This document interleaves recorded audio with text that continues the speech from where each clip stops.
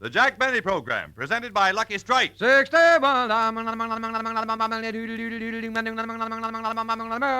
LSMFT, LSMFT. Lucky Strike means fine tobacco. Fine tobacco that gives you a truly finer smoke. Yes, Lucky Strike means fine tobacco. Year after year, at auction after auction, independent tobacco experts can see the makers of Lucky Strike consistently select and buy that fine, that light, that naturally mild tobacco. Just listen to what Mr. B.V. Bowen, 40 years an independent tobacco buyer of Timminsville, South Carolina, recently said. I make my living buying tobacco, and year after year, I've seen American buy fine, light, full-bodied tobacco.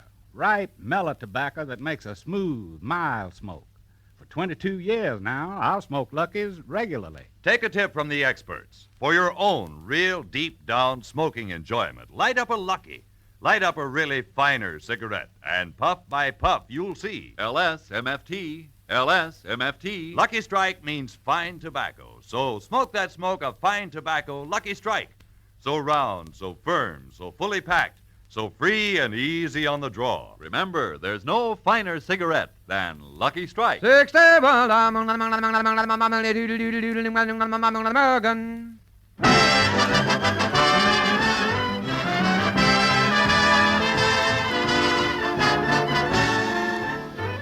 The Lucky Strike program, starring Jack Benny, with Mary Livingston, Phil Harris, Rochester, Dennis Day, and yours truly, Don Wilson.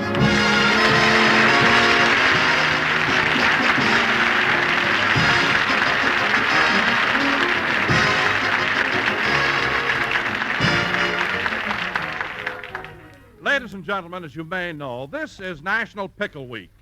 We'd like to honor the occasion, but since we can't bring you a pickle, we bring you a man who's a barrel of fun, Jack Benny.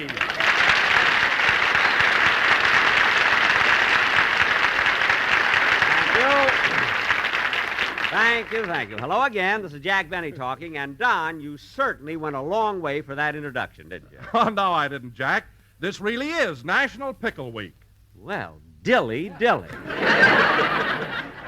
Jack, a pickle's nothing to laugh at. Our first joke proved your point. But as long as it is National Pickle Week, I want to say congratulations to all the Mama Pickles, Papa Pickles, and all the little boys and gherkins. Now, Don, let's get on with the... Hello, Jack. Oh, hello, Mary. I'm glad you got over your cold. We missed you last week. Well, thanks. What are you and Don talking about? What are we talking about? You mean you haven't heard? Heard what? All over the country, flags are flying, parades are forming, and you don't know? No what? Mary, this is National Pickle Week.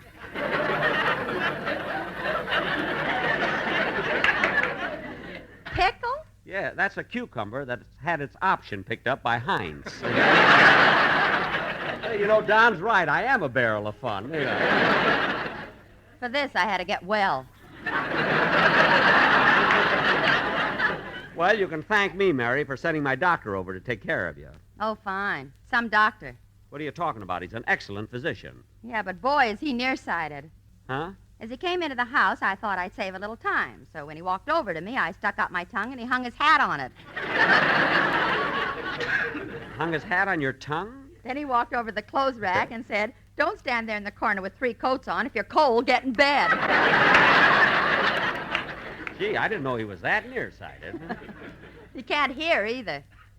The doctor can't hear? I said goodbye to him 4 days ago, and he's still there.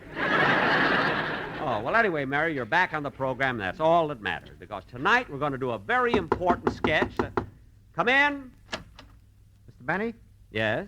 I drove you down to the studio in my cab, didn't I? Yes, you did. The fare was $1.95, and I paid you. Well, I've been thinking about the tip. The tip? What about it? Look, I know this is National Pickle Week, but I'd rather have money. You'll keep what I gave you. Goodbye. He's got a lot of nerve breaking in on my program with those silly Wait a minute, jokes. Jackson. Don't get mad at the cab driver. He deserves a lot of credit. The guy comes in here without a script and gets a laugh. So what? Well, that's the way we'll all have to do on television. No scripts, no nothing. We'll have to ad-lib our way. Well, I won't have any trouble. I'm a barrel of fun. I don't care if you're a barrel of bourbon. Sit down and Oh, learn yes, something. you do.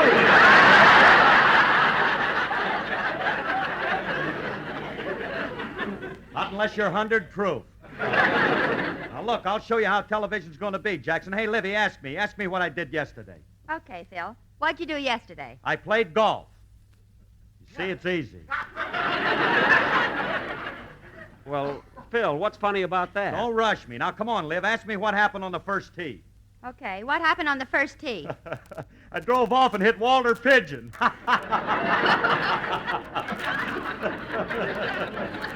Phil, look, Phil, what's funny about hitting Walter Pigeon? Well, don't you get it? On my first shot, I got a birdie. Phil, you're going to do a corny routine like that on television? Well, that's the idea, Jackson. Milton Berle will steal it, get thrown off of television, and then there's a chance for us. Well, I hope he steals our first 3 pages. It'll give him a running start.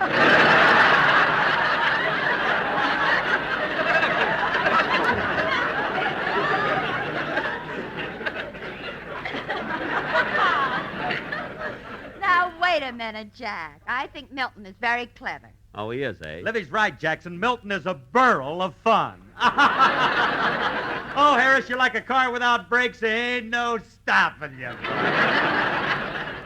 Don't worry, folks. He'll be normal in a couple of days. Yoakum's moon will soon be over. Now, look, kids, I started to tell you that we have a very important sketch to do tonight. Oh, hello, Mr. Benny. Oh, hello, Dennis. What's that you're eating? A pickle. A pickle? Yeah, cab driver gave it to me in change.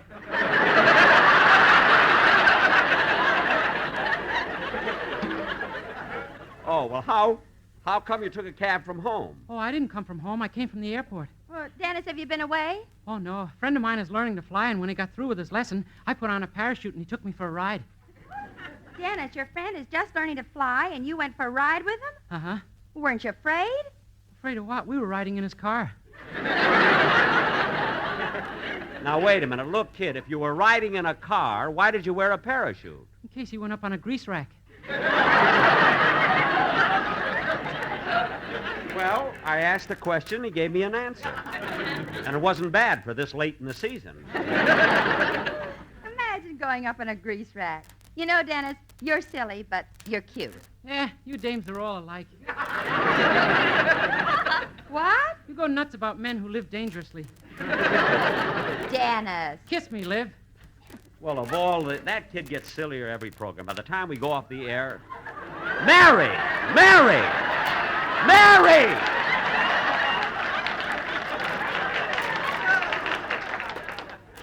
Mary, why'd you do that to Dennis? He asked for a kiss, so I gave it to him. And it wasn't bad for this late in the season.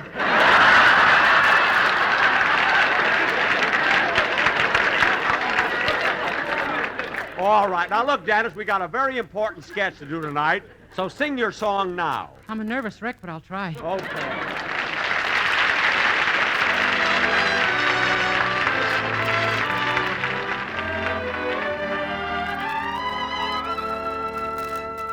There's a chapter in my life called Mary. It's the story of Mary and me. It tells with a tear in each souvenir just how sweet a love can be. In the chapter in my life called Mary are the moments that we used to share. I live to recall and treasure them all, every tender memory there. Songs that we remembered, picnics by the shore, making Mary smile or sigh. Walks across the meadow, good nights at her door, till that kiss of goodbye.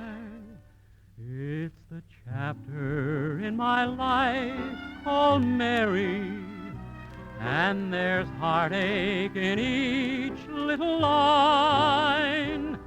It's not in a book where people may look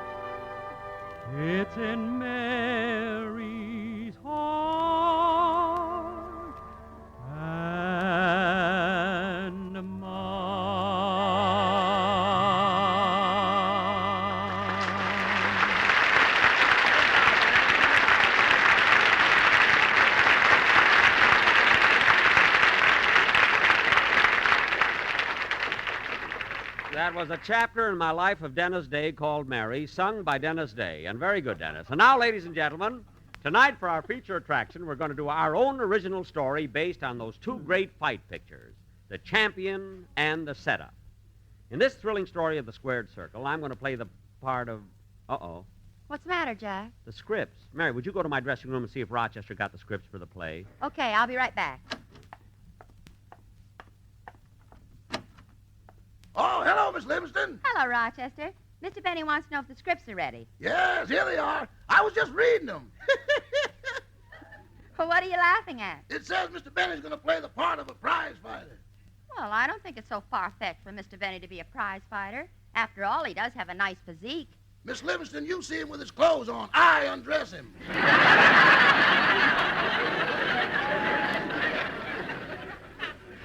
So what? It's like eating an artichoke. You keep taking things off till you're down to nothing.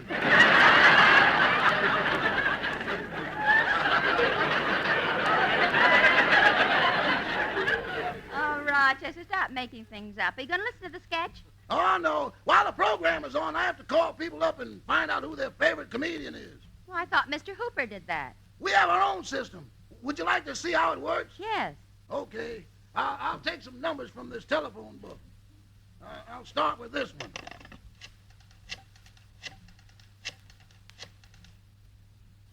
Hello, this is the Acme Radio Survey. Is your favorite comedian Jack Benny? Oh.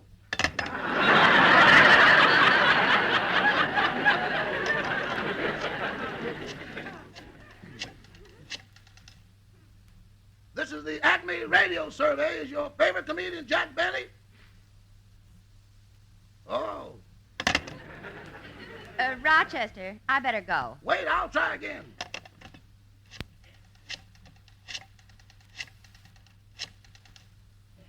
This is the Acme Radio Survey. Is your favorite comedian Jack Benny?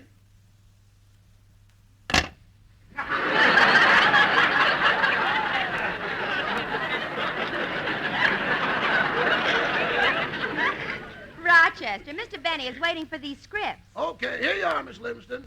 Now, let's see. I'll pick another number. Mary, how about the script? I've got 'em. Well, hurry up now. Everyone's waiting. Don, you hand them out, will you? Oh, all right, Jack. Now, kids, when we do this play, I want everybody to try... I'll get it. Hello? The Acme Radio Survey? Yes. Yes, he is. Yes, I listen to him all the time. And now, kids...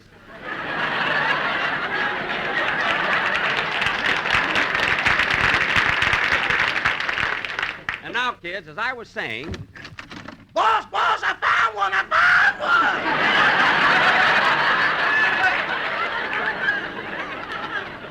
Good. Now, kids, you've all... Mary, stop looking at me.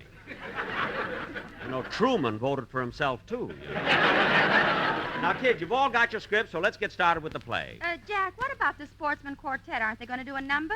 They did that while you were out. Oh, gee whiz. What's the matter? Well, you said it was very clever and you wanted me to hear it. Well, Mary, we've already done it, but I'll tell you what it was about.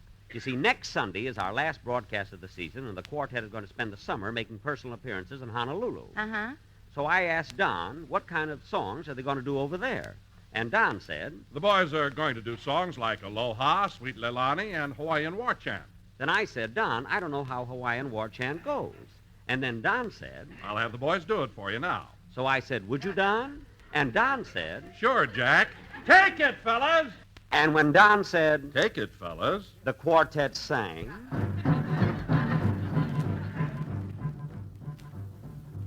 Tahua'ila, tahua'ila, ehuenila, pilikovalula, putijuilua, ititoela, hanoripoita pa'alai. Awe, tahua'ila, awe. Yeah.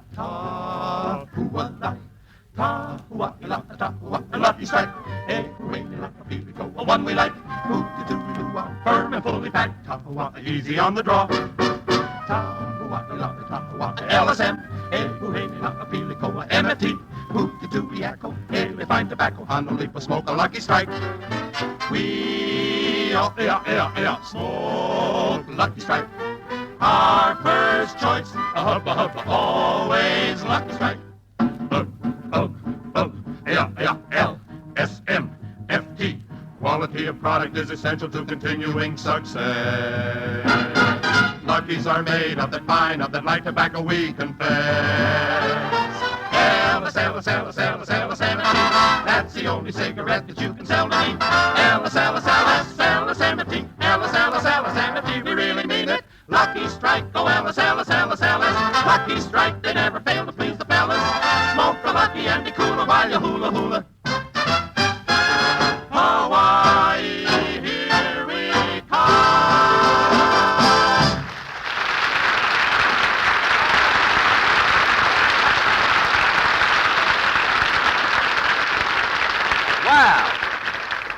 Well, how'd you like it, Mary? Not bad for this late in the season. You said it. And now for our play. Let's go, Don. Ladies and gentlemen, for our feature attraction tonight, we present a thrilling, dramatic story of the prize ring entitled The Champion Setup. Curtain music.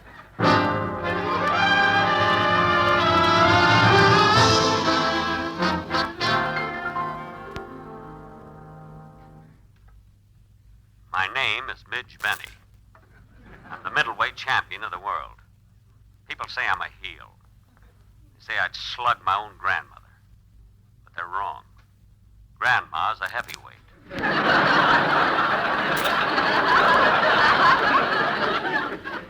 My struggle to the championship was a tough one. Started 2 years ago.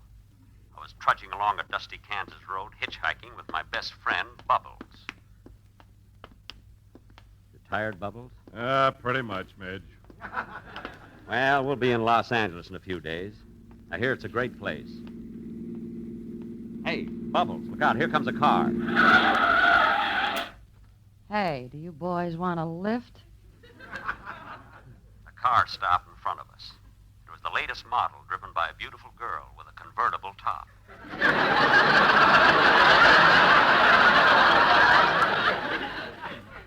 I could tell by the dark part in her blonde hair. And as the rays of the sun hit her golden curls, it glistened. It was the most beautiful hair I'd ever seen. I promised myself that when I got rich, I was going to buy some like it.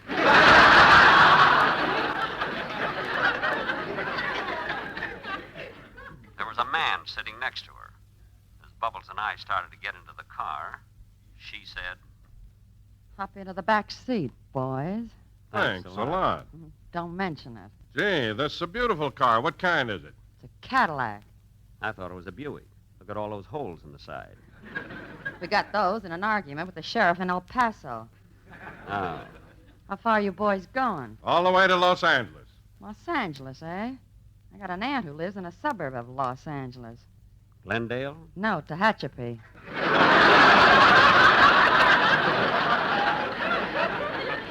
Oh. By the way, miss, your boyfriend doesn't seem very talkative. He talks with his fists. He's Slugger Brown, the middleweight champ of the world. Yeah. We can only take you boys as far as Omaha. Slugger's fighting there tonight. Yeah.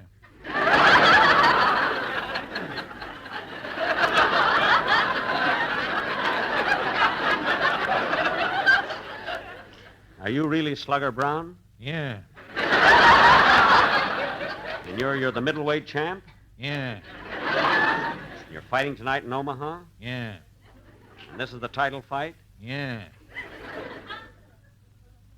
36 years later, we arrived in Omaha.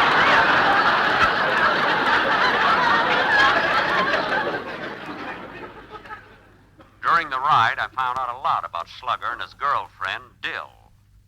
Her name used to be Mary, but she changed it in honor of National Pickle Week. I watched the fight that night and saw Slugger Brown collect $30,000. It was then I, Midge Benny, decided to become a prize fighter. Bubbles and I hitchhiked to Los Angeles, and I went to see the foremost fight manager in town. I stripped myself to the waist. He looked at my chest and said, That reminds me, I'm having spare ribs for dinner.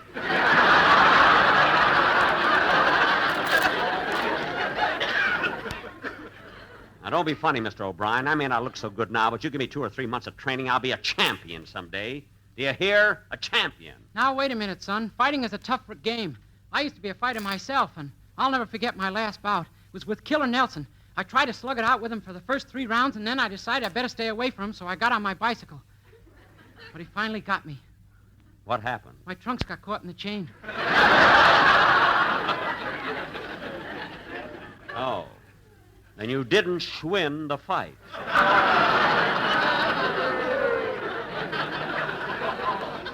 Send 3.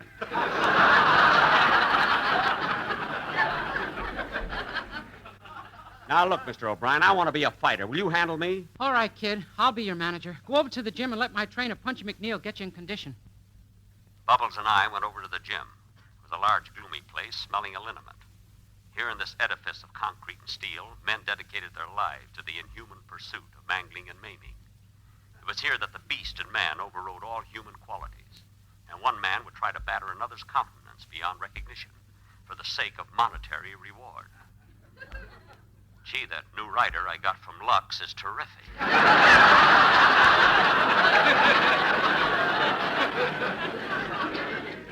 I looked around the gym trying to find Punchy McNeil. Finally asked a man leaning against the ring. Excuse me, mister, but I'm looking for Punchy McNeil. Yeah, that's me.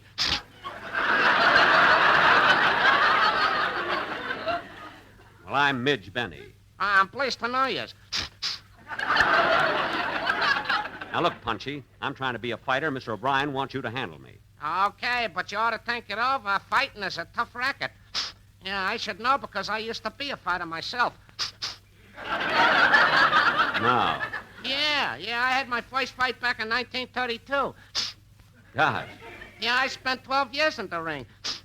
12 years? Yeah, but I finally came to, got up, and went home. Well, look, Punchy, I want to... Hey, wait a minute. I didn't finish my story. Oh, there's more? Yeah. What?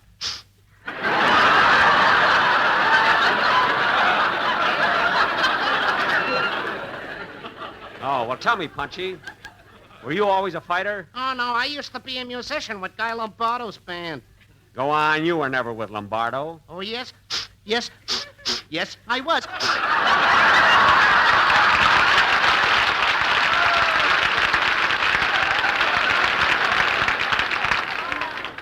You're a little flat on that last... Come on, Mitch, let's start training. 2 weeks later, I won my first fight. A week later, my second, then my third, fourth, fifth, until I had won 28 fights. In 2 short years, I was matched to fight the champ, Slugger Brown. I was in my dressing room with my manager when the door opened. Hello, Midge. How you doing? It was her again. She was wearing a dress that must have been made by the Hudson Automobile Company. The neckline was so low, she had to step down to get into it. Hello, baby. How's about a date tonight after I knock out the champ? I've got news for you, Midge. You're not knocking out anybody. You're throwing the fight. Are you kidding? If you don't believe me, here's your manager. Ask him. O'Brien, are you crazy? Would I fight for 2 years in tank hounds for this? Would I spend 2 years getting my brains knocked out just so I could take a dive? Would I work my way up to the title bout just to throw the fight? Would I? Would I? Why don't you turn the page and find out?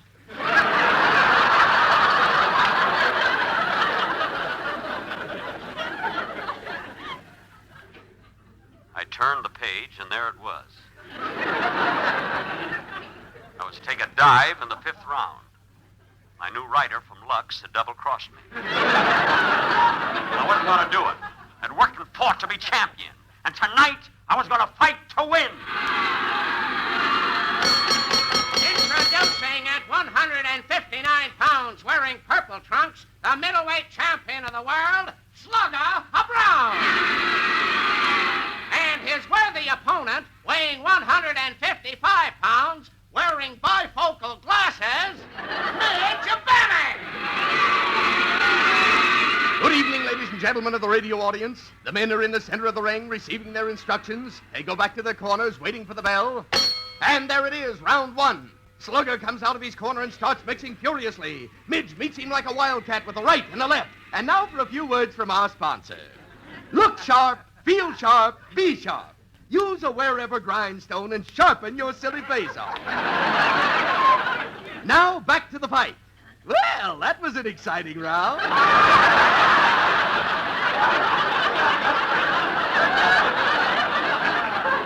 Slugger's nose is still bleeding and Midge's eye is tightly closed.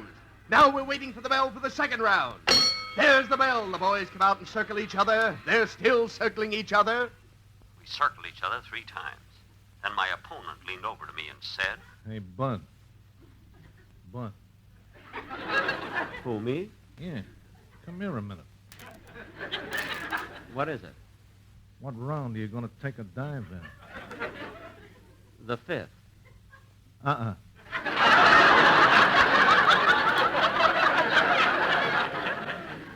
What? Make it the 3rd. The 3rd, why?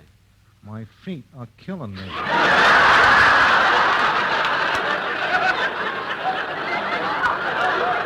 Well, look, Slugger. I'm not throwing this fight. I'm in here to win, so start mixing it. Well, okay, it's your nose. Ooh!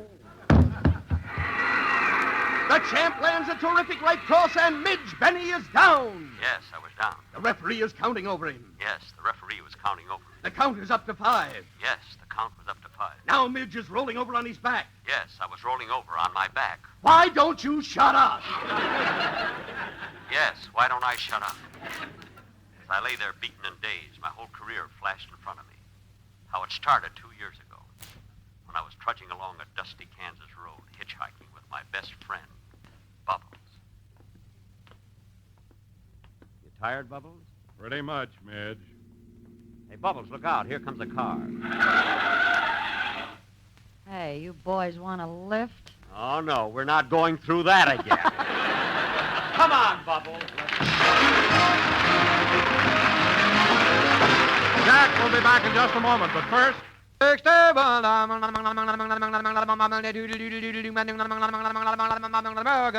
a cigarette, it's the tobacco that counts, and Lucky Strike means fine tobacco. Yes, it takes fine tobacco to make a fine smoke. And in each and every Lucky Strike, in every pack, in every carton, there's fine, light, naturally mild tobacco. Tobacco that makes Lucky Strike a truly finer cigarette. No doubt about it. LSMFT, LSMFT. Lucky Strike means fine tobacco.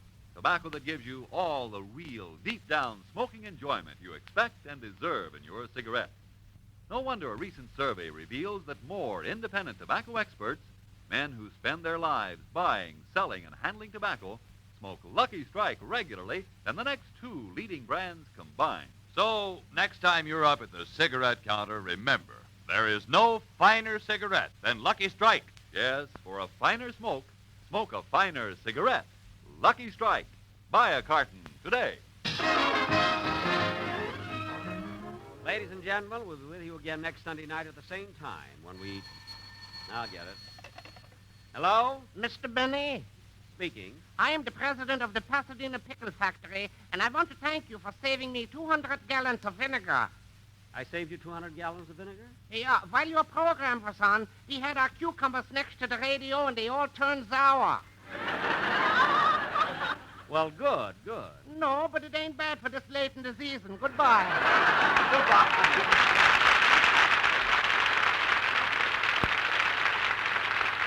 Be sure to hear Dennis Day and a day in the life of Dennis Day. Stay tuned for the Amos and Andy Show, which follows immediately.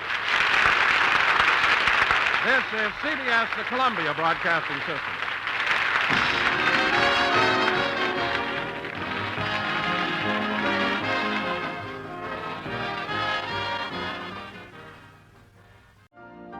You've been listening to the OTR Gold Network.